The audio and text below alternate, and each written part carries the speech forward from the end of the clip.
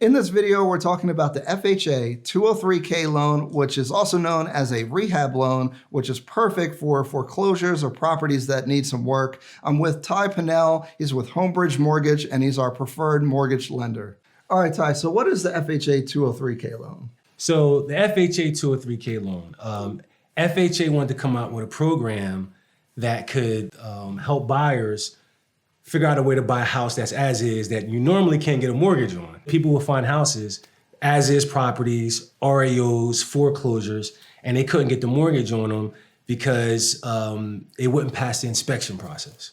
So the 203k comes in where you can roll renovation costs into the mortgage. And that helps people get the financing because they don't have the money to renovate it. So Ty, I love the 203k program. Mm-hmm. Who is it made for, and who's the best person to utilize this type of loan? It's hard to say because it's not really the person, it's the property. So let's say somebody wants to move in a certain area, certain community, nice community, good schools. There's a lack of inventory, but there's this foreclosed house that's been sitting there and it's just damaged to the point where it's like, is it worth fixing? Well, the bank is tired of it sitting there. They're giving it to you dirt cheap, but you can't get a mortgage on it. That's who it's for. So we know on the FHA loan, the down payment's 3.5%. Mm-hmm. Is that the same with 203k? It's the exact same. The FHA 203k is still an FHA product. So same down payment, basically the same requirements. The only thing that's different is when the renovations get involved. There's two programs. There's a Streamline 203k, then there's a full 203k.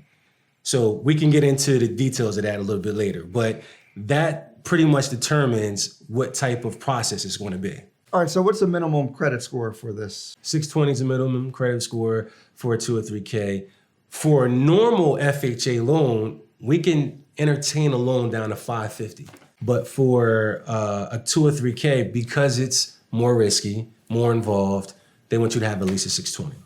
So what's the difference between the Streamline and the full-blown 203k? A Streamline 203k, it can't be any more than $30,000 worth of renovations. And it can't be structural. It's all cosmetic. So once you get over that threshold, then it becomes a full K. And when it's a full K, there's no max to how much you can put into the property. So you find a house and it's a shell, as long as it's had a certificate of occupancy before, then you're good to go. You could put $200,000 into the house to get it where you want it to be. The major difference between them is that you need a HUD consultant. So a HUD consultant has to get involved when it's over $30,000 and there's anything structural. They oversee the project, they coordinate with the appraiser, they handle the paperwork, they make sure everything's going to get done according to FHA's requirements. So Ty, how do they determine the maximum amount of the renovation cost that you could borrow? Basically, with FHA, regular FHA loan, right? You'll hear the term LTV a lot. LTV is loan to value. The max loan to value for FHA is 96.5%. That's why you need 3.5% down. Now, it's the same with a 203k, except when the renovations get involved, now it's 110% of the after improved value. All right, Ty, so how do we determine how much you can borrow for the renovation? There is no max dollar amount to the renovation. What they will do is go up to the maximum allowable loan limit for FHA, and that's based upon the county. All counties have a different max loan amount. So let's just say if the purchase price was $250 and in your county, the max loan amount was $350, you can add $100,000 to it. What are you allowed to do in the renovation for a 203k? If you're just going cosmetic, let's just say you get a house, there's nothing structurally wrong with the property, and you just, the wife doesn't like the color of the kitchen, the bathroom fixtures, everything in the house can get redone. The bathrooms, the kitchen, the floor, the paint, even new appliances throughout the whole house. What contractors are you allowed to use? They have to be licensed and insured. They could be your friend, your uncle. It doesn't matter who they are. They don't particularly have to be on a list of approved contractors. A lot of people think that, are they on this list? They can actually be added to the list as long as they're licensed and they have insurance. So that's pretty easy then. So this process is a little bit more involved. Are there additional fees with this type of loan? Yes, there are. There's a couple different things you got to look at. Not just fees, but just cost of doing the loan. For instance, the interest rates for 203k are higher. Why? Because the interest rates are based on risk. So a bank sees this as being risky because you have to roll in repair costs to a loan. So you're basically getting a loan for more than the purchase price. So to a bank, that's risky. So the rates are normally higher, not a lot higher, but somewhat. Not only that, you have to get a special insurance, a homeowner's insurance. You have to get a builder's risk policy. That policy is normally higher, but it's temporary. You only need it for 6 months till the work is completed, and then you can transfer into a normal homeowner's insurance policy. And then you have, now if it's a full 203k, you have to get the HUD consultant. So the HUD consultant will cost you anywhere from $700 to $1,100. I've seen it. So, depending on how much work is involved on his side. Does that come out of your pocket, or is that part of the closing costs? That's actually part of the closing costs. Now, some consultants want their money up front. Oh. And that's the problem, because what happens if the loan doesn't close?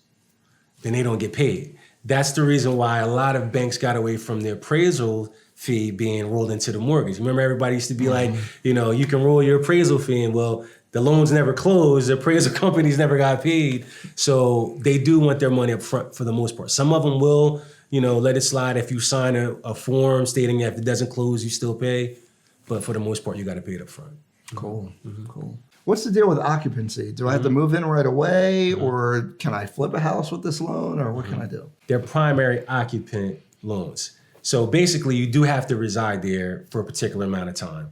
They do give you time before you have to move in. It's not like as soon as you close, you got to move in 30 days. That's not how it works.